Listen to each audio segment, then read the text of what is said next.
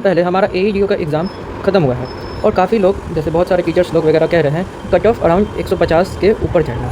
तो क्या ये सच बात है कि कट ऑफ 150 से ऊपर जाएगा? आइए हम कुछ डेटा से इसको कैलकुलेट करते हैं कि कट ऑफ 150 से ऊपर जाना चाहिए कि नहीं जाना चाहिए। मान लेते हैं कि अगर कोई व्यक्ति 180 अटैम्प्ट करता है, ठीक है, और GS का पेपर इस तरह से बनाया गया था और थोड़ा कठिन था, थोड़ा क्या बहुत कठिन था। ऐसा पेपर करीब BPSC के तो छात्र या फिर बिहार में ऐसा कोई भी एग्ज़ाम नहीं होता था जो इस तरह के पेपर कभी स्टूडेंट्स को देखने को मिला होगा। तो मान लेते कि 180 अटैम्प्ट किया होगा वो मैथ एंड द GS मिलाकर। हम इतना मान के चलते हैं कि कम से कम 30 गलत किया होगा अगर वो नॉर्मल ह्यूमन बीइंग होगा। तो करने को कोई 180 में 180 भी सही कर सकता है, बिहार है, कोई बड़ा बात नहीं है। लेकिन हम मान के चल रहे हैं कि कम से कम वो 10 मैथ में अगर वो 100 के 100 अटैम्प्ट किया होगा और 80 GS में भी किया होगा तो 20 हो सकता है कि गलत होने के ज़्यादा चांस है। इसमें 30 भी हो सकता है, 20 भी हो सकता है। उसके बाद आप नेट स्कोर जब देखिएगा तो करीब 140 या थोड़ा आगे पीछे आसपास बनेगा, ठीक है। दूसरा केस में आते हैं कि कोई छात्र 170 अटैम्प्ट करता है, उसके भी अगर हम मान लेते हैं कि 20 या 30 गलत होते हैं तो आप समझ लीजिए कि उसका भी स्कोर 130 से 140 के बीच में ही बनेगा अगर 30 गलत करता है तब। उसके बाद हम देखते हैं कि अगर कोई 160 अटैम्प्ट करता है, 160 अटैम्प्ट करने के बाद अगर उसका भी अगर 20 से 30 गलत होता है तो उसका स्कोर देखिए, यहाँ पे 20 गलत में 133 चला जाएगा। 30 गलत अगर 10 ज़्यादा होता है तो फिर समझ लीजिए कि 10, 12 नंबर, 13 नंबर और कहीं नीचे घट जाएगा।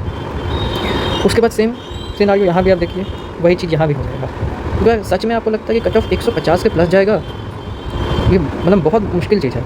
आप देखिएगा तो 150 से ऊपर लाने के लिए करीब 90 किसी को मैथ में लाना होगा, ठीक है, एंड 60 GS में। 90 मैथ में आ रहा होगा बहुत लोगों का, पॉसिबल है, लेकिन क्या जो 90 मैथ में ला रहा है वो 60 GS में ला सकता है? यहाँ 60 GS में जो UPSC का तैयारी करता है उसको भी प्रॉब्लम हुआ है। तो भाई 60 GS में रेलवे SSC के बच्चे कहाँ से ला सकते हैं? थोड़ा सा गौर करिएगा, थोड़ा सा रैशनल सोचिएगा। अब ये मेरे पास कुछ डेटा है जो मैं आपको दिखाऊंगा। 71st BPSC में कट ऑफ गया था मेरा 88, सॉरी। एंड यहाँ पर एक आयोग का एक इन्फॉर्मेशन था, इसको देखिएगा कि 100 से अधिक अंक प्राप्त करने वाले अभ्यर्थियों की संख्या केवल 211 है।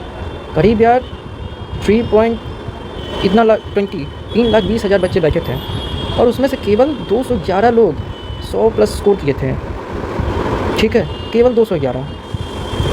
और ये अभी BPSC का ASO का एग्ज़ाम होता है, उसमें आप देखिएगा तो ये करीब 41 कुछ पोस्ट के अराउंड ही हुआ था एग्ज़ाम, लेकिन इसमें आप देखिएगा कि 668 को ही टोटल सेलेक्ट किया गया और हाईएस्ट कट ऑफ गया कितना, 114। इसमें था नो निगेटिव एंड ये ओपन बुक एग्ज़ाम था। और इसमें मतलब कि AEDO से अगर कंपैरिजन करिएगा तो ASO में पेपर मतलब बहुत मॉडरेट टाइप का था, बहुत अच्छा था, आसान था, आसान नहीं बोल सकते लेकिन AEDO के कंपैरिजन आसान था। सेम चीज़ 71st BPSC के भी बोल सकते हैं। 71st BPSC जब लोग दिए थे तो बोल रहे थे कि बहुत हार्ड है, बहुत हार्ड है, लेकिन जब आप AEDO से कंपैरिजन करिएगा तो ये उसके मुकाबले बहुत ईजी है भाई, बहुत ज़्यादा ईजी है उसके मुकाबले।